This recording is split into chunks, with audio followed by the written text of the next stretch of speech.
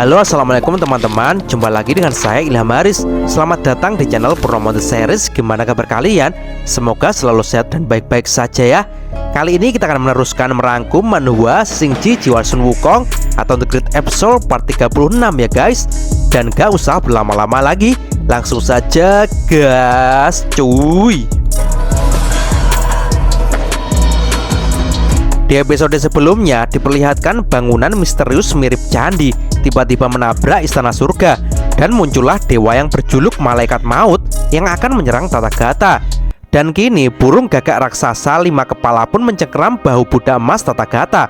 Budak emas pun mencoba bertahan dengan serangan itu sambil meletakkan orang yang berada di tangannya ke tempat yang aman. Budak emas pun langsung melirik burung gagak itu dan makdawar. Seketika sang Buddha pun memukul gagak raksasa itu dengan kedua telapaknya. Hal itu lalu membuat dewa Malaikat Maut pun melompat dari tunggangannya dan meluncur untuk menyerang Tathagata. Ia pun berkata, "Para dewa bumi tengah sepertinya hanya menghabiskan waktu untuk bersantai dan bersenang-senang. Sangat lemah. Lihatlah bagaimana kekuatan duniamu dikalahkan olehku." Sang Malaikat Maut pun mengeluarkan senjatanya berupa pecut berwarna ungu dan ia pun segera menyabetkan pecutnya kepada budak emas. Hal itu membuat tubuh budak emas pun dibuat hancur. Tathagata pun dengan cepat keluar dari tubuh budak emasnya sambil berkata, "Hei, tamu dari dunia lain, kau kasar sekali, sungguh tidak sopan."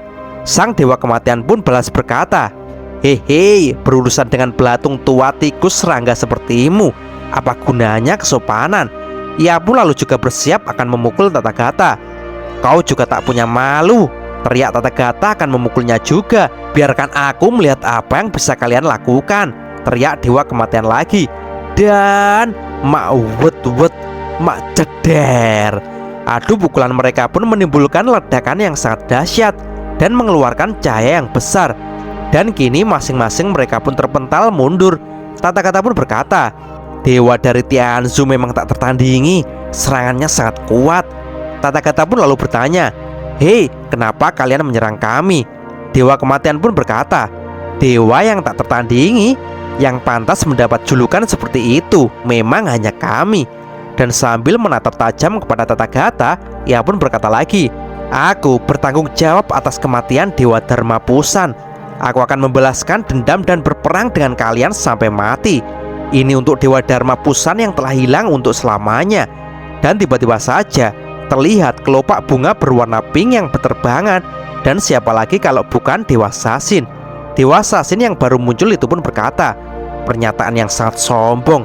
Kesombonganmu tak ada ampun lagi. Kalian telah benar-benar mengganggu kami." Dan ternyata Dewa Sasin pun tak sendirian. Ia pun datang bersama dengan Jenderal Mata Tiga beserta para tentara surga. Ia pun berkata lagi, "Aku akan berjuang membayar kembali dengan kematianmu." Dan tak hanya itu, dari atas para tentara surga terlihat sesuatu yang terbang melintas. Ia pun berkata, "Ternyata ada pengunjung yang tak diundang. Aku tidak menyangka." Dan ternyata itu adalah Taizun sang dewa kodok alias raja kebajikan. Di atas piring terbangnya, ia pun berkata, "Kalian benar-benar datang dengan niat buruk. Pria macam apa kalian?" Dan bersamaan dengan itu, dari istana candi itu muncul beberapa sinar cahaya emas. Cahaya itu tiba-tiba saja berubah menjadi sosok para dewa dari dunia lain dengan tatapan mata yang bengis ke arah surga. Salah satu dewa pun berkata, "Akhirnya aku melihat dewa dari dunia lain." Dan yang lain pun bertanya kepada dewa kematian, "Hei Yama, bagaimana perasaanmu? Apakah menyenangkan?" Dewa kematian pun menjawab, "Tidak seperti kelihatannya. Ternyata mereka tidak punya kemampuan." Dan Dewa Wisnu pun di situ berkata, "Hei, jangan meremehkan mereka. Jangan lupakan tujuan kita untuk apa kesini." Dan tiba-tiba saja dari atas para dewa itu muncullah cahaya yang sangat terang. Dan dari cahaya itu keluarlah suara, "Wisnu, kata-katamu salah." Hal itu langsung mengejutkan semua para dewa surga. Dan suara itu berkata lagi, "Pertempuran ini adalah tentang nasib dua dunia." Dan boom, dari cahaya emas yang sangat terang itu muncul sesosok dewa agung, yaitu sang dewa Brahma. Ia di situ berkata, "Untuk masa depan dunia yang cerah dan damai, kita tidak boleh gagal. Hei kalian, dewa bumi tengah, Kalian begitu kejam, rendah, tercela dan tidak jujur. Perang ini adalah kalian yang meminta. Maka biarkan kalian bertemu dengan murka para dewa dari Tianzhu." Seketika muncullah para tentara perang dari istana candi itu. Mereka lalu mengangkat pedang dan memukul-mukulkannya ke tamengnya, pertanda kalau mereka benar-benar bersiap untuk berperang. Dewa Brahma pun berkata lagi, "Ini adalah nasihat terakhir. Hei Dewa Bumi Tengah yang telah membunuh Raja Dharmapusan dan penjaga api, kalian menyerahlah. Jika tidak, kalian akan mengalami nasib kepunahan." Taizun pun lalu terbang mendekat kepada Dewa Brahma dan berteriak, "Hei, ini tidak dapat diterima. Aku tidak tahu apa yang kamu bicarakan. Hei para Dewa Tianzhu, tidak ada yang mengizinkan peperangan ini. Kami belum pernah ke lubang dimensi dunia lain dan mengelola dua dunia yang berbeda. Tidak ada alasan bagimu untuk menyinggung kami." Dan dengan mata yang menyala, Raja Brahma pun lalu berkata, "Kalian tetap menolak untuk mengakuinya. Sayang sekali, kalian yang telah memilih membuat aku juga tak punya pilihan lagi. Memang ada sungai di antara air sumur kami, tapi lihatlah, ketika melihat duniamu korupsi dan kelicikan terus berlanjut, aku tidak tahan lagi. Para dewa menjunjung nilai yang ada. Kalian menyerahlah. Kalian harus menyerah." Perkataan dari Dewa Brahma pun membuat Taizun geram dan berkata, "Hei, pernyataan seorang yang arogan.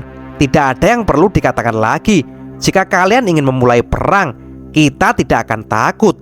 Dewa Brahma pun menjawab, "Bagus, itu seperti yang kuinginkan." Ia pun lalu mengangkat tangannya dan berkata, "Hei para dewaku, pertempuran telah dimulai. Semuanya serang, tumpahkan darah para dewa bagian tengah." Seketika semua tentara dari negara Tianzhu pun mulai berbondong-bondong keluar. Dewa Sasin pun juga segera memberikan isyarat kepada seluruh tentara surgawi untuk maju berperang. Hiya! Dan kini perang pun pecah guys. Semua pasukan dari masing-masing bala dewa dikerahkan dan mereka pun mulai saling baku hantam dengan sengit. Scene kemudian beralih di hotel Biksu Tong. Terlihat di situ Dewa Matahari Surya telah datang untuk menjemput Bodhi.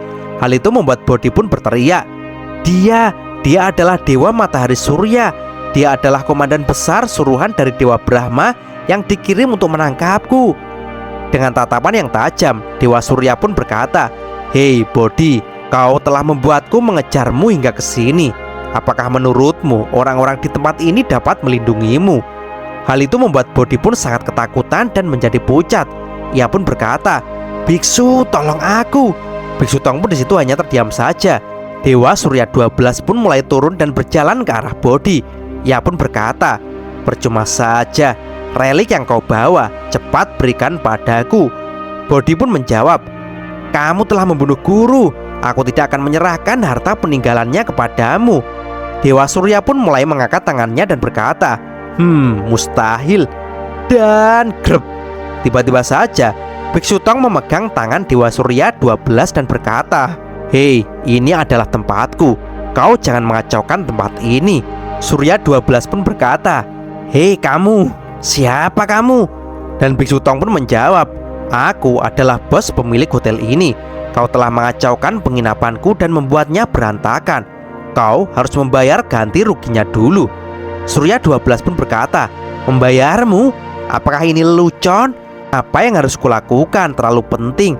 Tidak ada waktu berurusan denganmu." Dan blar.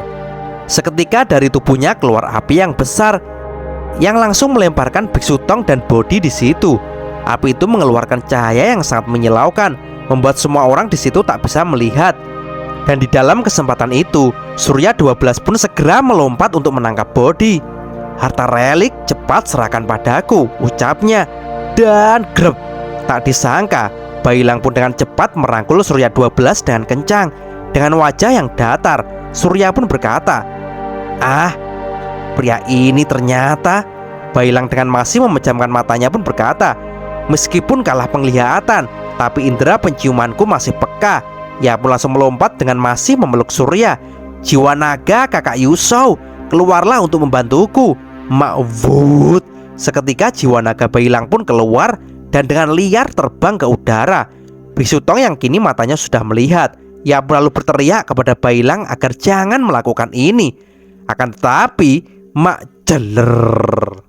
Dengan brutalnya Bailang pun menghantamkan tubuh Surya 12 ke tanah. Hantaman api jiwa naga itu membuat hotel Biksu Tong pun jadi hancur-hancuran. Api pun jadi menjalar kemana-mana. Seluruh para monster penghuni hotel pun panik dan berteriak-teriak. Semuanya, ayo padamkan api, teriak mereka. Dan grep, terlihat Biksu Tong pun kini mengepalkan tangannya. Biksu Tong pun kini terdiam menahan kemarahannya sambil berkata dalam hati, hotel yang kubangun dengan susah payah harus hancur begitu saja. Aku sungguh tak terima. Sementara Bailang pun masih menekan Surya 12 dengan kencang.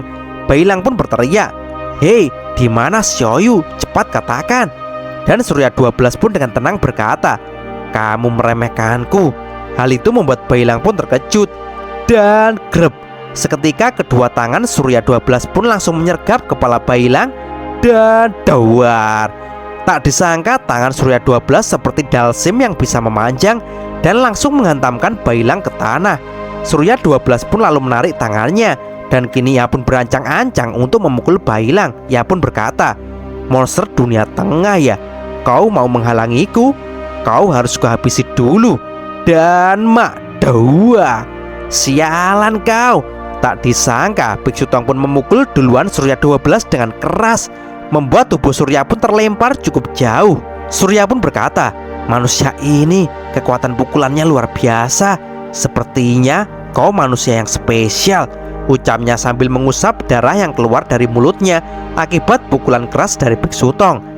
Biksu Tong pun disitu berkata, aku tidak peduli kau datang dari Tianzhu atau dari tempat lain, tapi kamu telah membuatku melampaui batas kesabaranku. Biksu Tong pun lalu menunjukkan jarinya ke atas dan berkata, kamu telah menyebabkan tempatku jadi kacau seperti ini. Kau harus membayarnya. Dan tiba-tiba saja terdengar suara yang datang. Guru, apa ada orang yang datang untuk membuat masalah?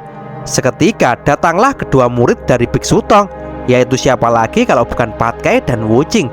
Mereka lalu berkata, ya, kamu sangat berani.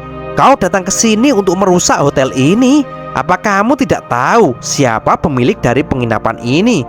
Lalu kemudian datanglah lagi sang putri tengkorak dengan membawa pedangnya. Ia pun berkata, Grandmaster, sayang sekali, ingin berbisnis dengan lancar itu ternyata memang tak mudah. Selalu ada masalah dari luar yang mengganggu. Aku akan bantu untuk menyelesaikannya. Semuanya pun langsung terdiam. Dan kini Surya 12 pun dengan muka serius berkata, apakah begitu? Meski aku tidak paham, baik manusia maupun monster ada di sini untuk melindunginya. Sepertinya aku harus memukul dengan keras kalian semuanya. Persetan dengan orang-orang ini. Seketika Surya 12 pun merilis energi apinya. Hal itu membuat mata dan tubuhnya menyala seperti api. Dan cerita pun bersambung. Oke teman-teman, terima kasih sudah nyimak alur cerita kali ini sampai habis. Semoga teman-teman terhibur. Jangan lupa terus dukung channel ini agar terus berkembang ya. Dan sampai jumpa di episode selanjutnya. Assalamualaikum warahmatullahi wabarakatuh.